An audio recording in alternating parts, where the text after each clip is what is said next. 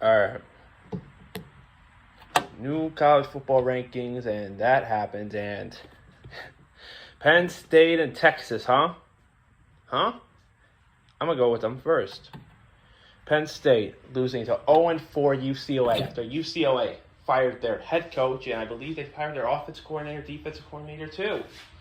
You lose to a nobody at their head coach who needs to learn how to talk through a headset during the game. And you still lost to him. And then we have Texas, in which, to be honest with you, I wouldn't hate Arch Manning if the media was on his 24/7. The media wasn't going crazy about him. But yeah, man, he's not going to be the Heisman favorite. He actually sucks. He actually sucked out there, man. He made Florida look great. Florida looked great. You know how bad you have to look terrible against Florida in 2025? I mean, Billy Napier saw that his job was on the line and decided to actually lock in. Don't worry, he's not going to lock in for any of the times the rest of the way. Unless a pop-up comes that his job might be in jeopardy, there he will win games. The cycle will continue.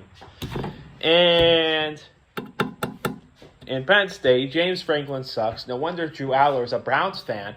And yeah, they suck. But number 25, we have Florida State, which I honestly think that Florida State will just be fine. For playoff hopes, you'll have to win the ACC, to be honest, to get there. I think as long as they don't get another loss in the regular season, I won't be that concerned with them, unless a team like Georgia Tech does lose a game soon or later. But we'll see, man. And Florida State will be a team that still has some talent. I think they certainly have some heart. I mean, Miami almost blew that game against them because Florida State came fighting back. But I still think that Florida State is a good team. And even if they don't make the playoffs, this would be certainly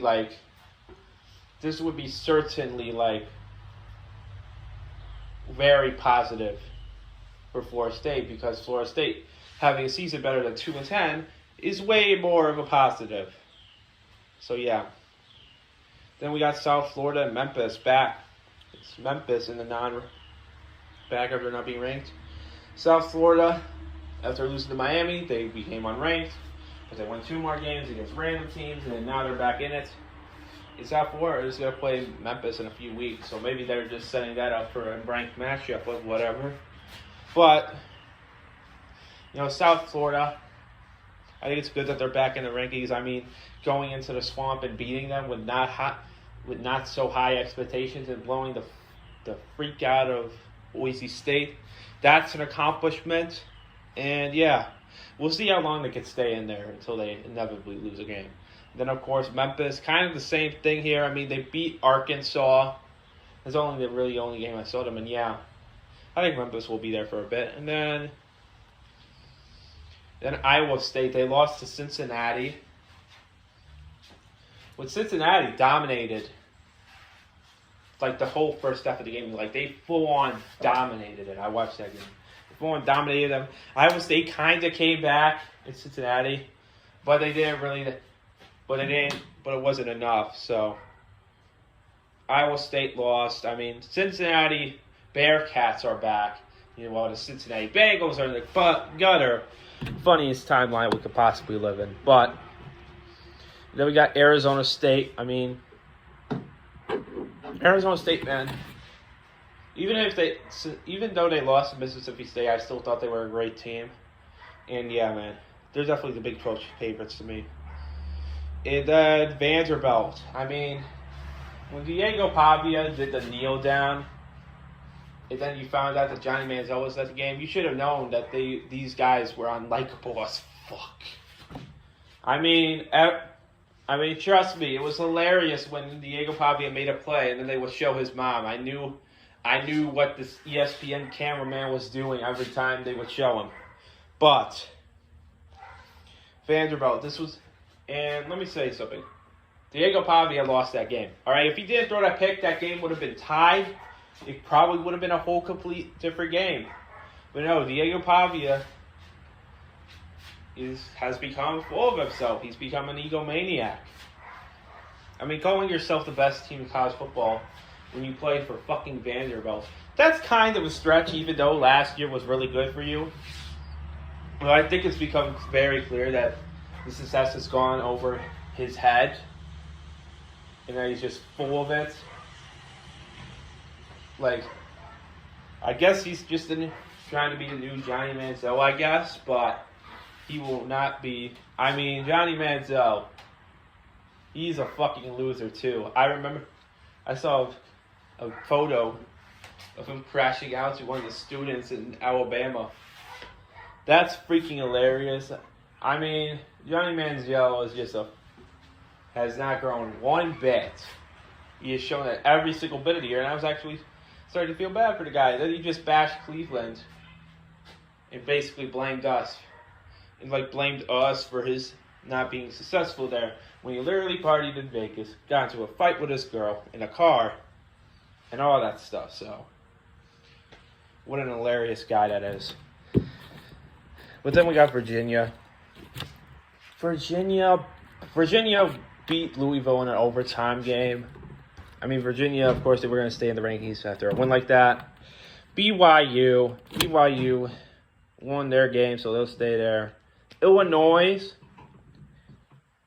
did solid. They're going to face Ohio State, though, so they're going to go down a bit.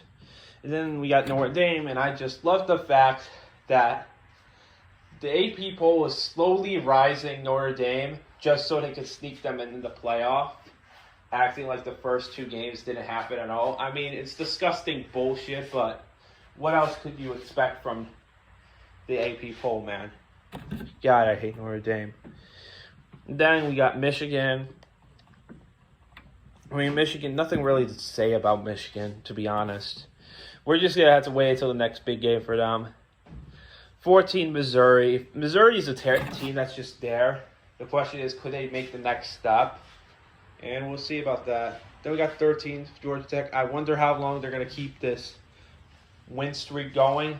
They're a very entertaining team to watch. I mean, that Georgia game, whew, that's going to be a game. That's going to be a great game. Then Tennessee's just another team that's there. I mean, they could have taken the next step, but they didn't beat Georgia, and we're going to have to see until their next big SEC game. Then we got LSU. I mean, LSU is an irrelevant school with an overrated coach, an overrated quarterback, in an overrated school, to be honest, that hasn't been relevant ever since they won the national championship in 2020. All right, not only are they a shitty school who let a kid who mismanaged the kid's brain tumor so bad that they didn't know. Brain tumor so bad that now he has permanent disabilities, and they didn't even check up on him at all for a whole year straight. So, I mean, LSU just sucks, to put it like that. And then next up we got Georgia. I think Georgia will be fine. Question is, will they win out the rest of their way, and could they make it to the SEC championship? We'll see about that. We got Texas Tech. Texas Tech has been impressive so far. Alabama's back. I mean, Ty Simpson has done a complete 180 to his career, and his whole team did as well. That win was just a wake-up call. That loss against Florida State was just a wake-up call. And ever since they did a complete 180. Like the Lions in the NFL, when the Lions lost to the Packers, etc. And then Indiana. I mean, we'll see how long Indiana stays there. Number 6, Oklahoma. Oklahoma obviously is going to face Texas. With a backup quarterback, could they beat them? We'll see about that. I'm really curious to see about that game. And if Arch Manning does terrible, put them fries in the bag, bro. Either Peyton Manning's going to do what... Either Peyton Manning, Eli Manning, whoever the Manning chooses, are probably going to do him basically like in the Him movie, but we'll see. Then we got Texas A&M. Question is, how long could they stay there? Could they be more of a team? They got an away game against LSU coming up. Not next week, but I think in like 2 or 3 weeks. So that'll be the test for them. Then we got Ole Miss. Question, same with them. Could they stay there? Number 3, Oregon. Oregon has been impressive all the way through. Number 2, Miami. Miami's been impressive too. Even if they almost blew that game, which Mario Cristobal, that 4th down call at the end of the game was absolutely terrible because you could have just kicked the field goal. Because they should have just kicked the field goal because that would have made it a 12-point game and not a 9-point game. So yeah, that's just my personal assessment on it. And then number 1, of course, it's Ohio State.